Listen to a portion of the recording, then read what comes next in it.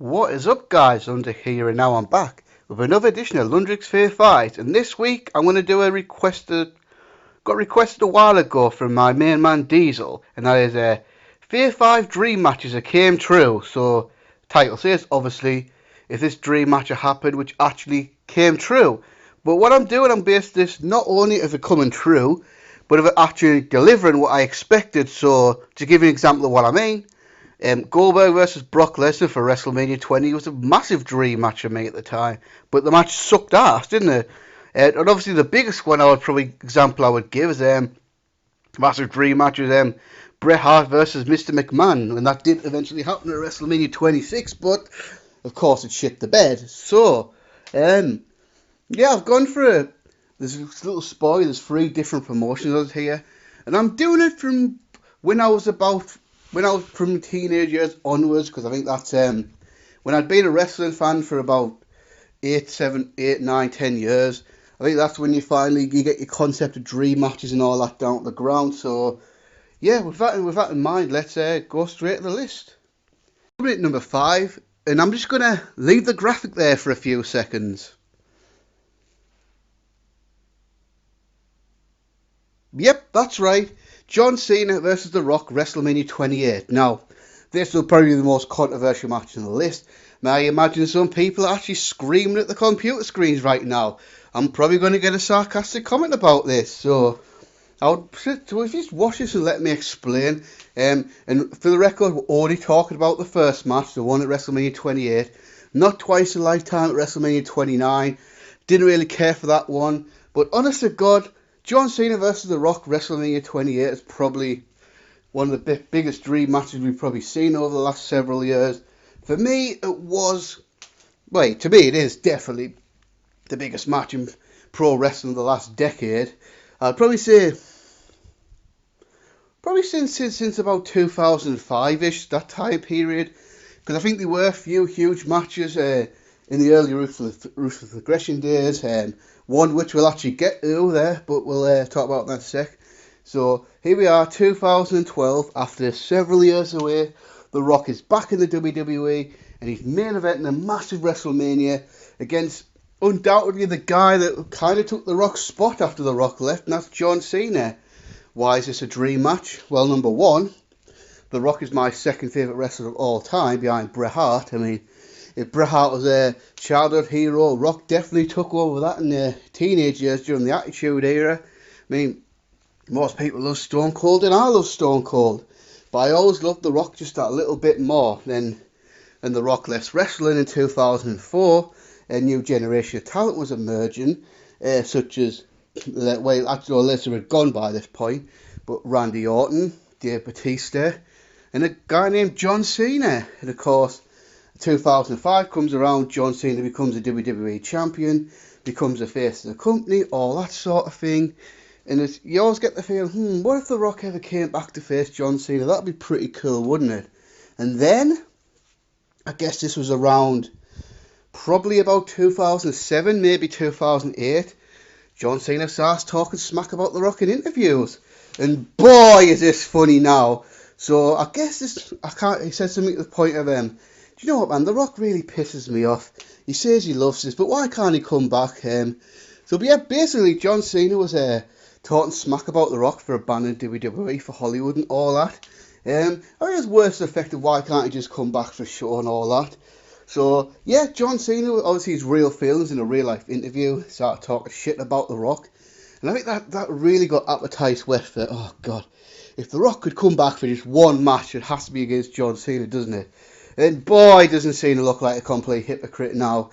Just saying, all these years John Cena talked shit about The Rock. He was such a dick to The Rock about leaving WWE for Hollywood, not coming back. And guess what? All these years later, John Cena's getting the same opportunities The Rock's got. And guess what? Cena's pissed off for Hollywood as well. So, but we're not getting that right now. So, I think after a while, The Rock coming back was a pipe dream. But obviously, he became a bigger star in Hollywood. It was like more and more increasingly unlikely that The Rock was ever going to come back. Though I think from time to time, John Cena would vent his feelings on The Rock. And for the most part, The Rock just really laughed it off, didn't really say anything at all. I mean, because I guess Rock being obviously he was busy with Hollywood and all that, because kind of stuff was beneath him. And then 2011 comes round. We need a guest host for WrestleMania 27, and that man is The Rock in one of the greatest returns of the last however many years. That whole return, The Rock, was so exciting, awesome stuff. That was in February 2011, right before the Elimination Chamber pay-per-view.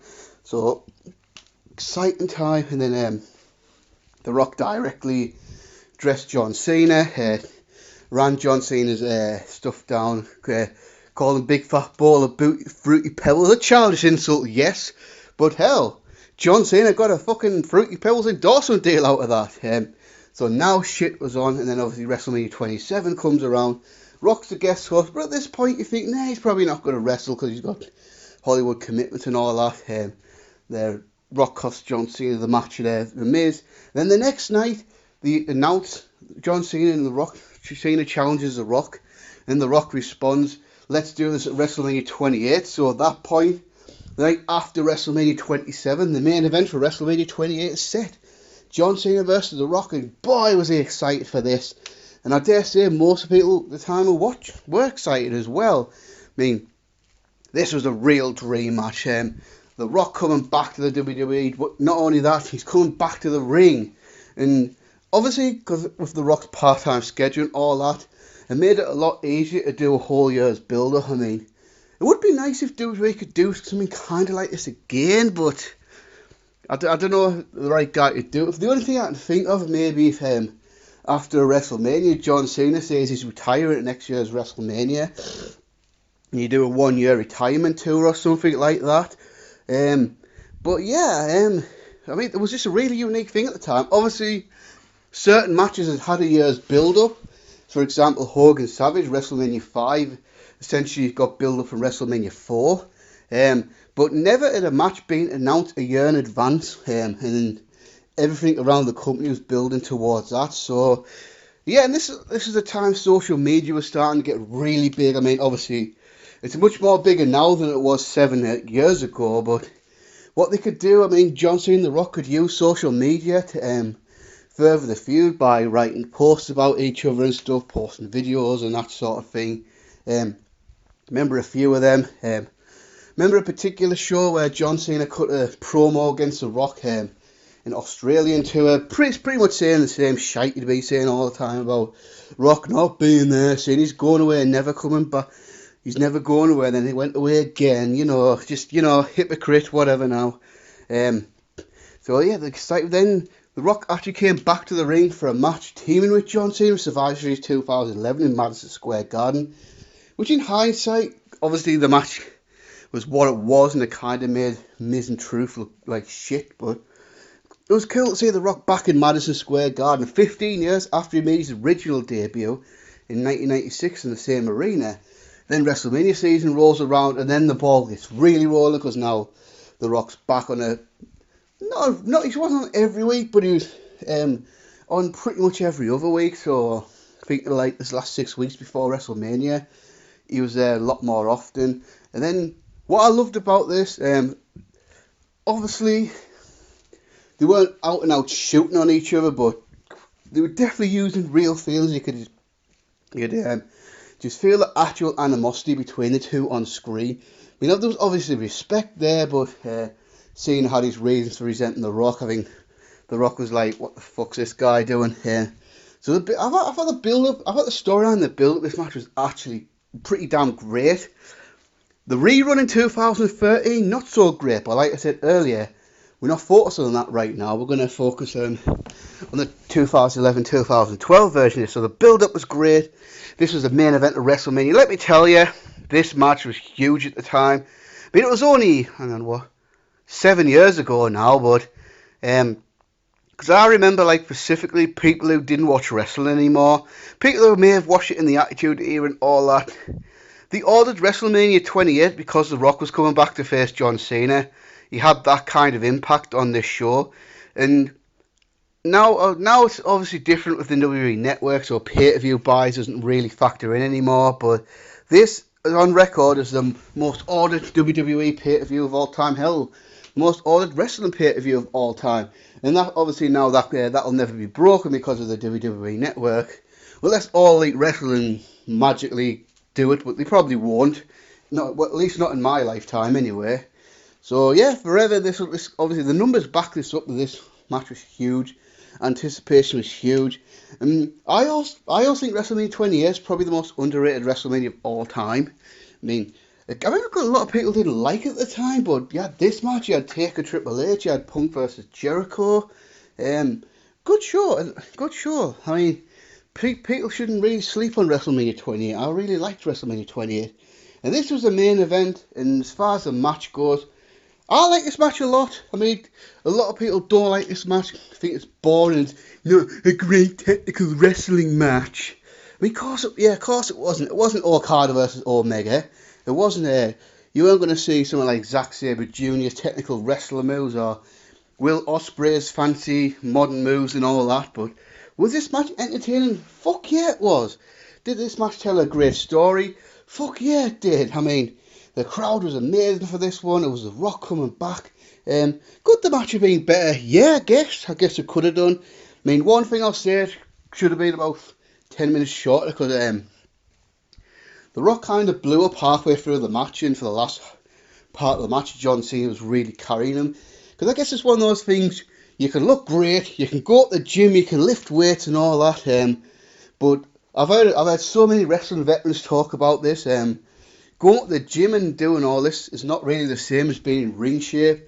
And I think that's definitely the case for The Rock. I mean, The Rock looked awesome, like muscular-wise and the way his body looked and all that, but as far as being in ring shape, not so much. So he kind of did blow up during the match, and I give John Cena a ton of credit for this. I think John Cena became a ring general in this match. I mean, John Cena was clearly the one carrying the match towards the end, but the crowd is still with them all the way. It was one of those kind of matches. This match probably isn't the match for like that die-hard wrestling fan, but I dare say you show a casual fan or even a non-fan this match, and I think they'll love it. And the finish as well. I mean, I think most of us fully expected John Cena to beat The Rock and all that, but the actual surprise of The Rock beating John Cena, I was so surprised by that, and I was so pleasantly surprised by that. The Rock goes over, and you had such an iconic main event. Once in a lifetime. Never mind. Wasn't once in a lifetime. It was twice in a lifetime. And who knows? Maybe one day it'll be thrice in a lifetime. But yeah, honestly, I swear to God, I just really enjoyed the Cena Rock match. I mean, wasn't the best technical match and all that, but as far as the last 10 years, I don't think there's ever been a bigger match since then. And the way wrestling's gone with popularity and lack of mainstream stars, I don't think we'll ever see a match as big as this again, to be honest with you. Coming at number 4 now, and we're going to a promotion called TNA Wrestling, and that's 2006 Genesis, Kurt Angle versus Samoa Joe. Now, as a business point of view, this is a totally different kind of match than Rock Cena, but as a pure wrestling match, holy fucking yes, please. So, how many years ago has it been now? 13 years ago, TNA was a grown company, and I guess by default they were pretty much number 2 in the United States. With obviously WCW died in 2001, TNA and Ring of Honor emerged in 2002. TNA eventually grew to the point where they were getting TV deals on Spy TV. They had guys like Sting and all that, Jeff Hardy, and they made some great homegrown stars such as Abyss, AJ Styles, and a man named Samoa Joe, which, if you can call him a homegrown star, no, that's a bit of a stretch because you could argue Joe was really made a Ring of Honor, but Samoa Joe comes into TNA in 2005, has an amazing run. I mean, I love Samoa Joe's 2005-2006 run, undefeated Samoan submission machine. TNA really did a lot to make Samoa Joe a superstar, a bigger star than he already was. Took top of the X Division, had classics with the likes of Christopher Daniels, AJ Styles, etc. Then in the middle of the year he started moving up the heavyweight division. He had a really good feud with Scott Steiner, to be fair. He'd tagged up with Sting against Steiner and Jarrett in one pay-per-view. And then I think he even had a pay-per-view main event with Jeff Jarrett. And then TNA got arguably the biggest acquisition in history, and that was a recent departure from WWE, Kurt Angle. So as soon as I knew Kurt Angle Because as soon as like Kurt Angle had emerged and Samoa Joe emerged, I always thought, oh, Kurt Angle, Samoa Joe, this would be something, wouldn't it? Especially when they were building up Samoa Joe, this unstoppable submission machine. What if he went in there, one of the best submission wrestlers ever, maybe the best ever, in Kurt Angle? Oh, that'd be pretty sweet, wouldn't it? They did have matches later on, but obviously there's going to be one first time match between the two, and this is it.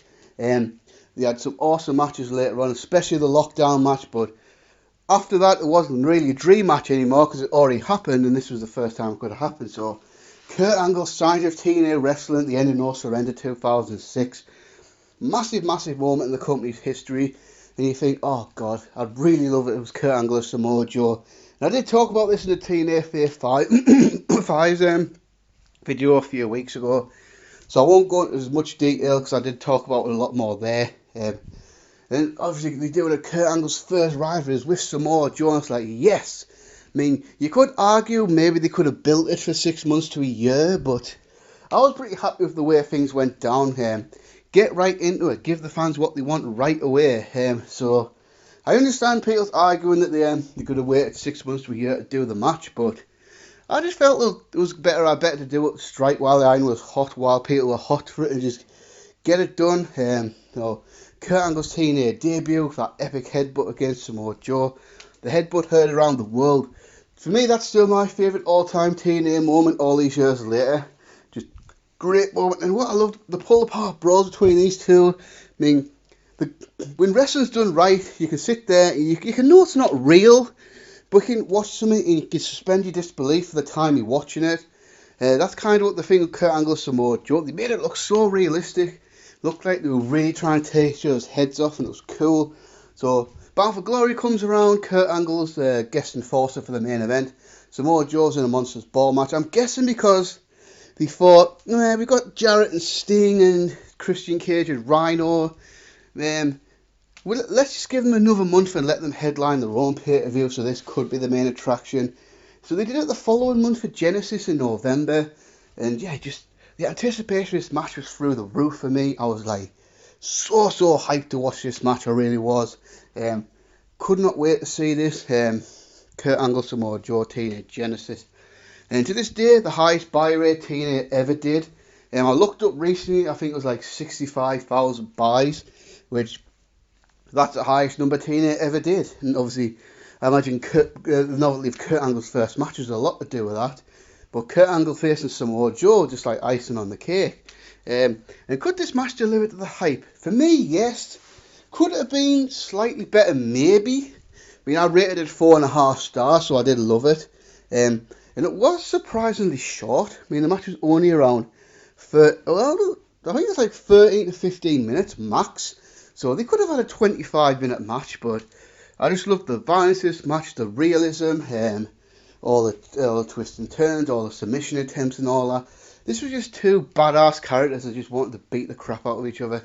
And of course, Samoa Joe's undefeated streak was on the line, where Samoa Joe debuted at Slammiversary in 2005, so that was June of 2005, this was November of 2006, so that is 17 months. So could Kurt Angle be the man to do it? And yes, Kurt Angle was the man to do it. Kurt Angle made Samoa Joe tap out the ankle lock, and that's another one I think a lot of people debate on.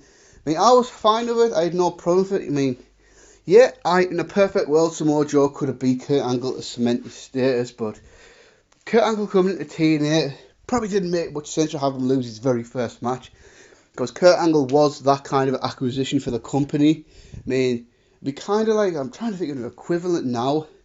See, one of the WWE's tippy top guys went to AEW and lost the first match. That just wouldn't really make much sense.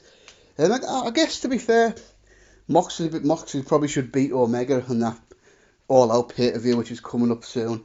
But yeah, great match. Absolutely loved it. For me, I'd probably say, because obviously the Joe Daniels AJ matches were better. I think the Joe Styles and Turner Point was better, but definitely one of the best TNA matches of all time, and a match you should definitely check out. Coming in at number 3, we're going quite recent, just less than 2 years ago. And we're going to New Japan Pro Wrestling, Wrestle Kingdom 12, Alpha versus Omega, Chris Jericho versus Kenny Omega. This is kind of the match you never really thought about until it was actually a possibility.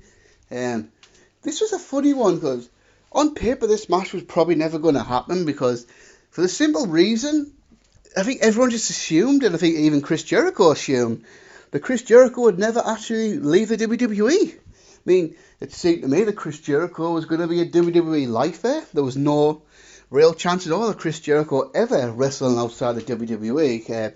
And the only way it could have really happened is if Kenny Omega went to WWE. But if Omega went to WWE, you'd be thinking Jericho might not be there because he's part-time status, doing Fozzy and all that. And you think with Omega there, he'd probably be going against the likes of Roman Reigns, AJ Styles, John Cena, guys like that. So believe me, when Chris Jericho showed up at Power Struggle 2017 to challenge Kenny Omega, the wrestling world's been shocked. I mean, I don't think anyone really saw that coming. I mean, they did have some little barbs on Twitter prior to this, but I think we all thought, yeah, it's just two pros pissing around on Twitter trying to get the marks, talking and all that. I don't think there was any real belief that Chris Jericho was actually going to go to New Japan Pro Wrestling to challenge Kenny Omega. But that's exactly what happened at Power Struggle. Omega defended his US title against Trent Beretta. Jericho showed up in the Titantron holy, it's Chris Jericho! Chris Jericho, that he challenged Kenny Omega for Wrestle Kingdom, and like that, in a 2-minute promo, everyone was instantly hooked into this match. This match is going to be amazing.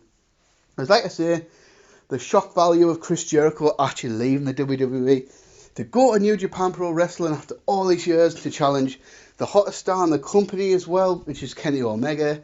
And they're going to do it on the biggest stage New Japan has, their version of WrestleMania. And that's Wrestle Kingdom in the January 4th Tokyo Dome show. Wow. And I think this match opened up a lot of people's eyes to New Japan Pro Wrestling. I mean, this match, because New Japan, the popularity grew since about Wrestle Kingdom 9, but it was still not that popular really outside of Japan. But then I think when people found out Chris Jericho was going over there to fight Kenny Omega, I think that a lot of people that wouldn't normally watch New Japan Pro Wrestling wanted to watch this show and this match, and wow. And for me, the build up this match was awesome. They had a few beatdown segments like the attacking press conference and all that. And it was a different kind of build because you don't really see this kind of build up in New Japan very often. This was a brand new Chris Jericho. I mean, once again, in this era, he's reinvented himself yet again. I mean, it's just crazy how many different eras Chris Jericho has been a part of and been successful in. And now we're getting a more angry, serious, aggressive Chris Jericho. Free from the shackles of the WWE PG environment and free from the shackles of Vince McMahon's creative process. Chris Jericho, so aggressive and all that, and you saw a more aggressive side to Kenny Omega as well. I think this feud was massive for Kenny Omega too, because we knew Kenny Omega was a great performer and all that. We knew he was an entertaining son of a bitch, but could Kenny Omega be tough and get down and dirty and fight? And this is kind of what this thing was. So this wasn't about, because obviously a lot of New Japan's feuds are about competition, who's the better man, who's the better wrestler and all that. But this was a personal fight between two guys who just wanted to beat the shit out of each other.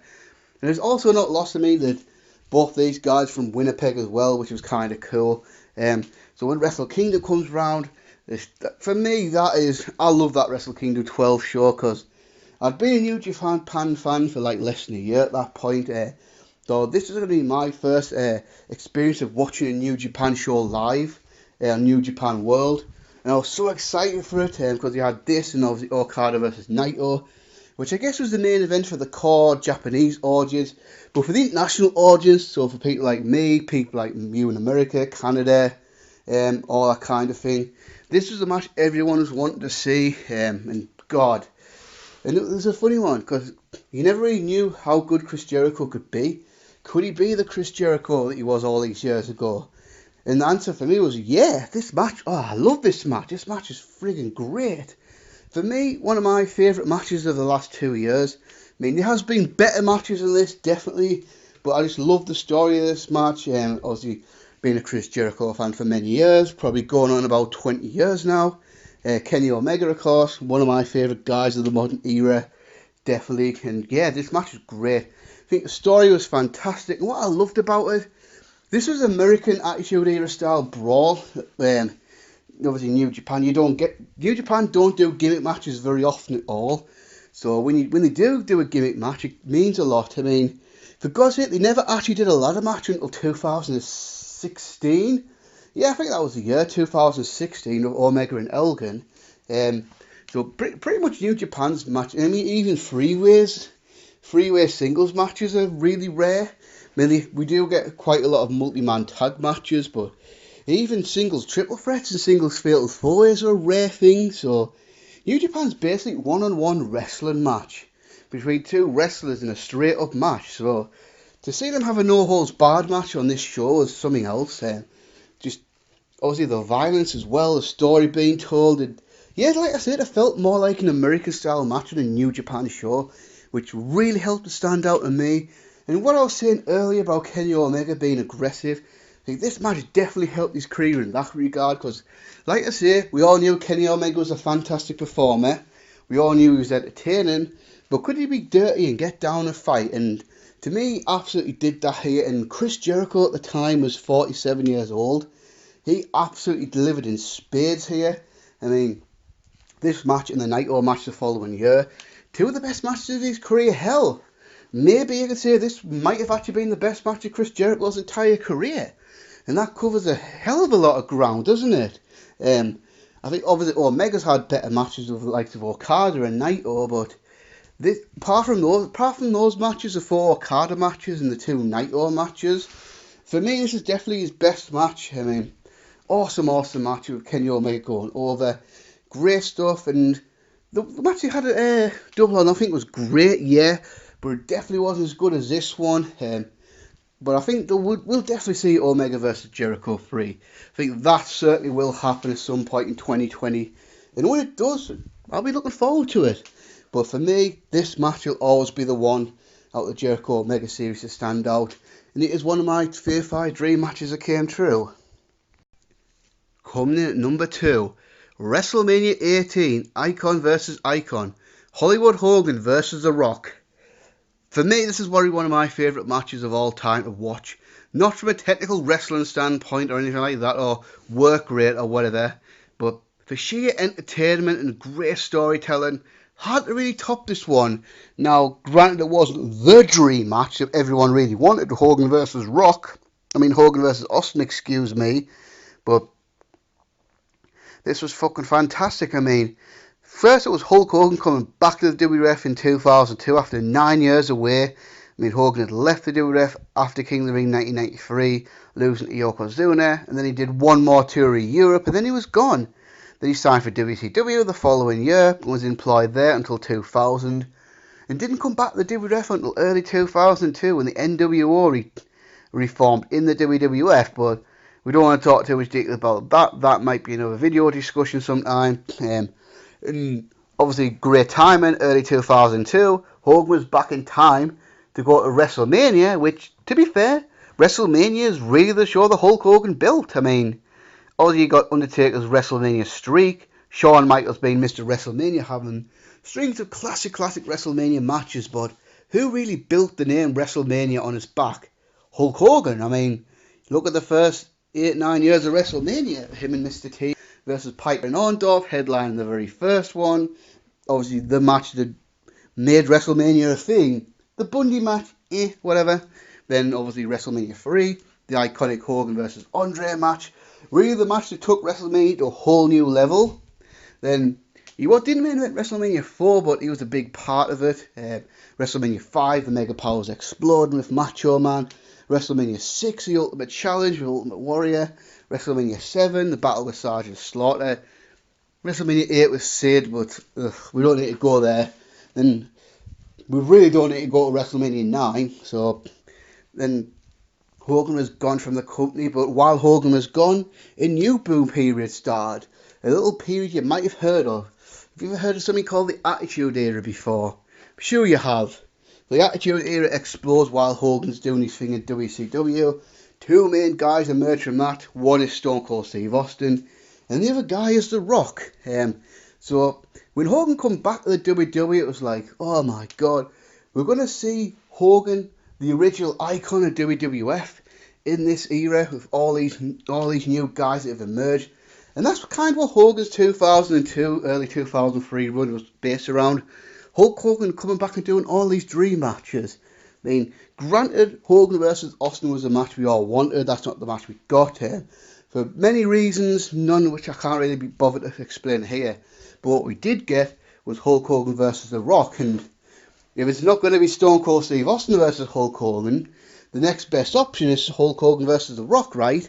So the ball got rolling on this the night after No Way Out. Hulk Hogan's in the ring, cutting a promo, running down the fans, claiming the fans drove Hulk Hogan out of the WWF. It was kind of funny. Hulk Hogan obviously came back as a true heel in the NWO, but to a lot of the fans, this was their hero coming back. I mean, I think 2002, say, some of the fans that were kids in the 1980s when Hulk Hogan was the biggest thing ever, they were all now in the early adult years, so early to mid-20s, so here's Hulk Hogan coming back. They're not going to boo Hulk Hogan.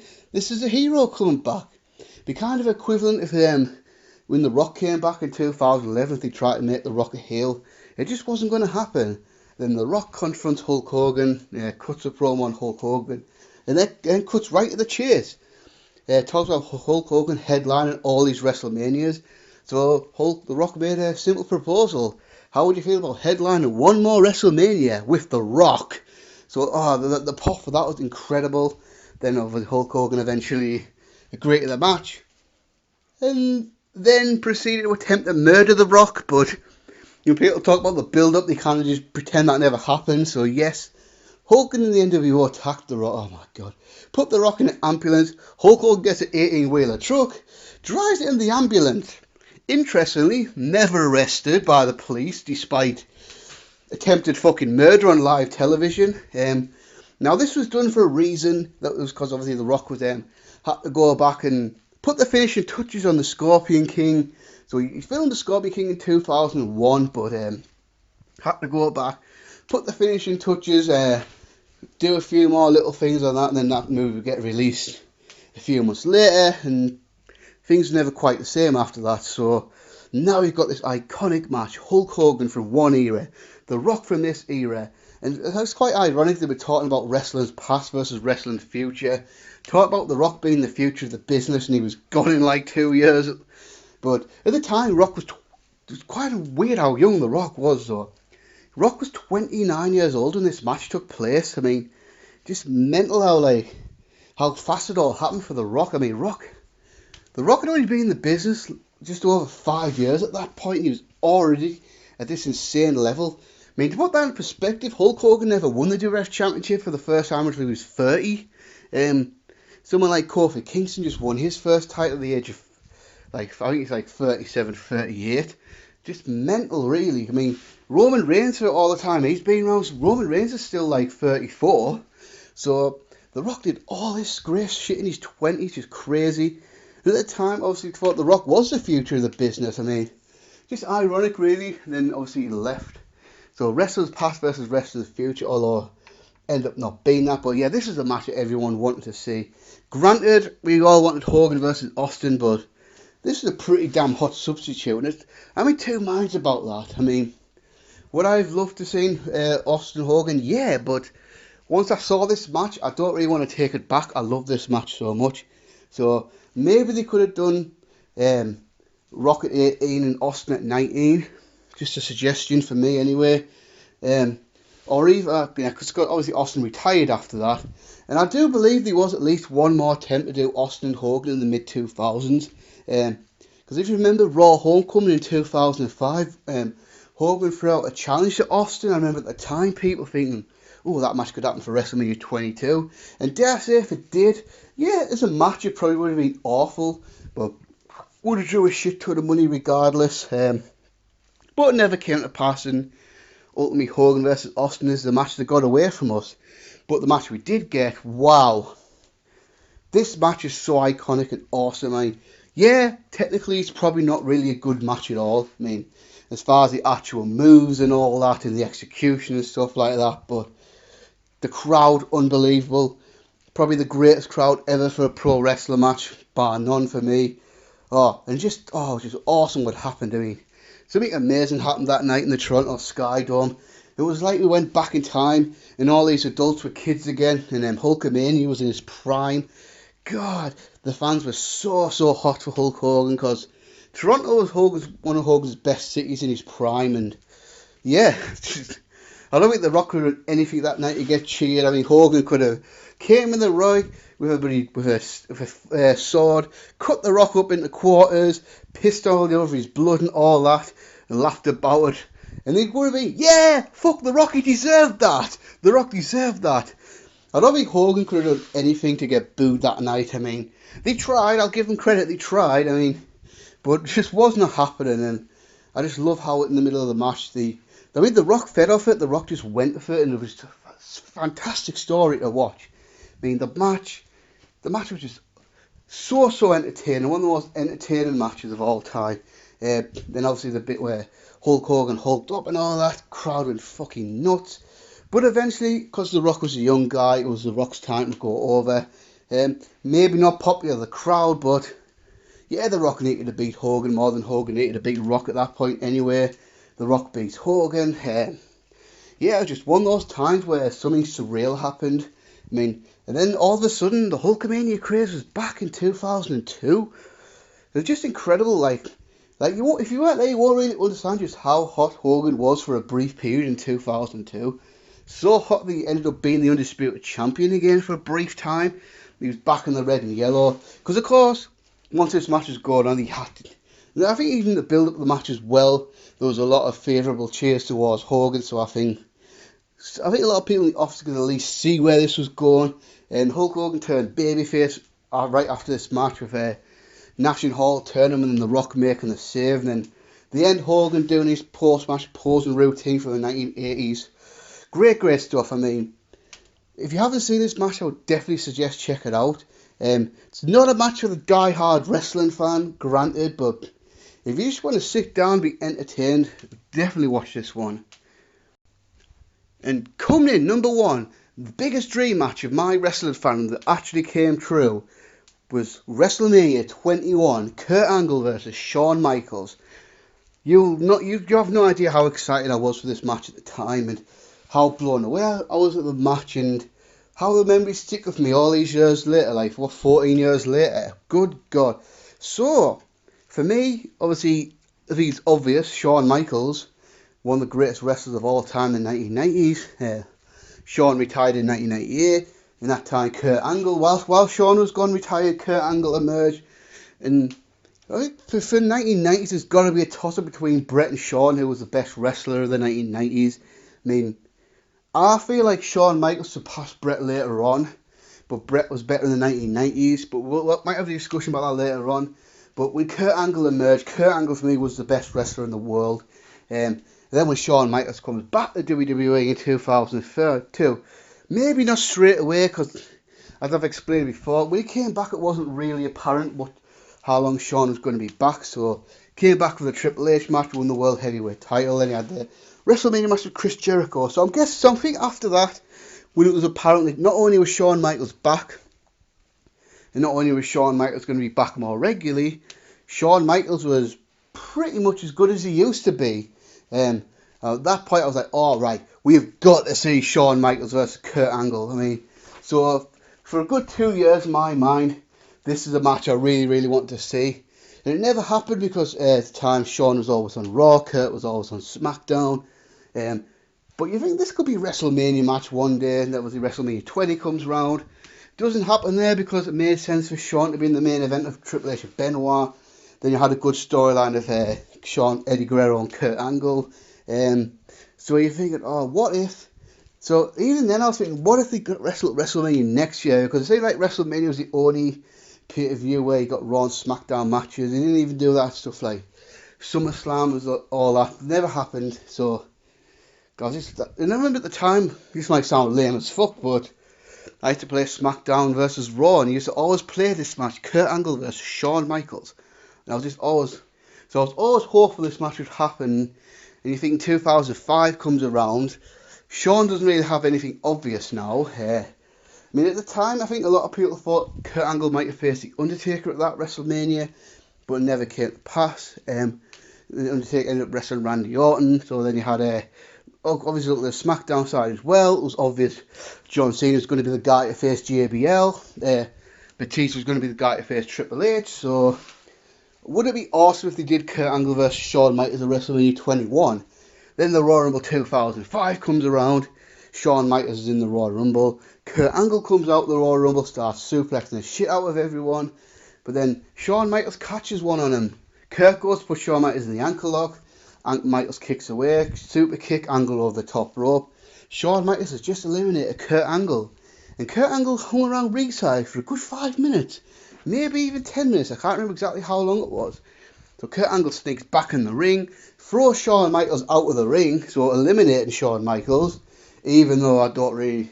Because the Royal Rumble rules are so inconsistent that way. Sometimes this will happen and they'll be deemed illegal. And sometimes it won't. I think it just depends on what mood they're in. Then Kurt Angle with the steel steps beats down Shawn Michaels, puts him in the ankle lock. It's like, holy fuck, yes. Please, please, please do Angle versus Michaels the WrestleMania this year. Then obviously with the WWE title tournament that time to face JBL for the title of WrestleMania, and that got down to Kurt Angle and John Cena at No Way Out. So it's like, so obviously that was obviously a curveball, and I was thinking you couldn't really start the build up properly until after this, because if you did, it would be obvious. I mean, it was obvious Cena was going to win, but in the storyline, you've got to kind of build up the premise that Kurt Angle could win. Then obviously Kurt Angle did not win. John Cena beat him, so it was like, right, the path's clear now. You've got to do Angle Michaels. Cena's going to WrestleMania to face JBL. Angle Michaels, do it now, or I'll complain about it online. That's what I would have done. I would have complained about it online. Then I think it was the night after No Way Out, Shawn Michaels. I'm pretty sure he officially challenged Kurt Angle for a match at WrestleMania. Then it was, I think it was a week later or 2 weeks later, I can't remember exactly. Shawn Michaels in a street fight with Edge, and that's an awesome street fight, by the way. I think if you haven't seen that street fight, definitely check out Michaels and Edge's street fight from 2005. Kurt Angle invades Raw, attacks Shawn Michaels after the match, and officially accepts his challenge. It's like, yes, it's on. Angle Michaels, WrestleMania 21. We're going to see one of the greatest wrestling matches of all time. And the build-up to this was fantastic as well. They even brought back Marty Jannetty for this build-up, for Marty Jannetty, because Kurt Angle was going to go through Shawn Michaels' past. And he had a match with Marty Jannetty on SmackDown, which, holy fuck, that was a good match. Considering Jannetty had been out spotlight for years at that point, and the previous Raw before that, we had a fucking awesome Rockers reunion. I mean, the match wasn't great, but hell of a moment. Then even he had brought back Sensational Sherry, Shawn Michaels' original manager for this feud. And the whole sexy Kurt thing is just fucking awesome. Good God, I love that. There was a great angle of Shawn Michaels dressed as a cameraman to attack Kurt Angle. So this was on two of the greatest wrestlers of all time at the biggest stage possible, WrestleMania. This was going to be something, right? And this was 2005, so Kurt Angle, despite his injuries, was still pretty much at the top of his game. And dare I say, Shawn Michaels was in the middle of arguably the best run of his career. I mean, I've always said it, I've always thought Shawn's 2000 run was better than his 90s run, but we're not to debate that right now. So expectations were insanely high for this match. They really were.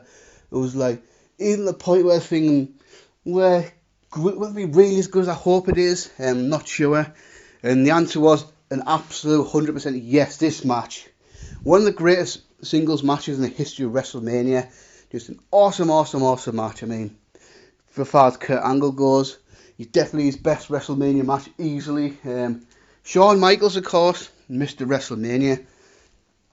Obviously, when you think of the Undertaker matches, you think of the Iron Man match with Bret, the ladder match with Razor, but this match was pretty special as well. For me, 5-star match, absolutely 100%. I mean, these guys just brought everything that night. Told the Grace. Started out as a really nice wrestler match. It which was a good story with the commentator talking about how I don't think Kurt Angle really expected Shawn Michaels to bring a wrestling game to him. Then obviously as the match went on, they sped it up, doing stuff outside the ring and all that, and then big near falls coming down the line. It's a fantastic match, it really was. I mean, one in particular that I think is unbelievable. Angle slam for the ropes, and that was a kick out. I mean, Shawn hit a super kick, Kurt kicked out again, and then the finish, when it looked like both guys, or fuck, Shawn Michaels was trying to get back to his feet.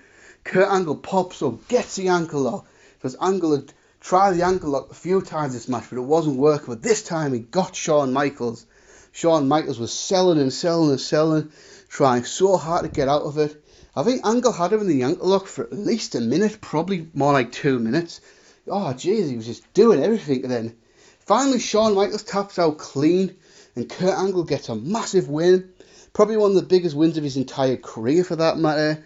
And I think it just goes to show what a different guy Shawn Michaels was in 2005. I mean, do you really think in 96, 97 Shawn Michaels would have humbled himself to allowing Kurt Angle to beat him clean by tap out? I certainly don't, but 2005 Shawn Michaels was a more mature man and all that. And he had Kurt Angle go over, and it was just, to be fair, I didn't really give a shit who went over that night. I think either guy would have went over and the match would have been just as amazing. But yeah, like I say, the dream match I had of Kurt Angle versus Shawn Michaels, it delivered. It delivered in absolute spades. Love this match so much. 5-star match, one of the best matches in WrestleMania history, without a doubt. That's a wrap for this week's Fave Five, guys. So a little update, what's going on. Next week, I'm going to do a video, basically a G1 Climax 29 preview. Did the same thing last year. Just going to go through the participants, go through the blocks, talk about the most exciting matches, give predictions, that sort of thing. So then the week after that, I'll do a Fave 5 G1 Climax matches with, Jesus Christ, that's going to be a tough list, because I'm going to leave out some absolute bangers if I can only do a 5 on the Fave 5 list. Then, I don't know, after that, I've got a rebook, and I'll probably do that the first week of July, which I've hyped before, but we'll see what it is. And that's it for now, guys, and peace.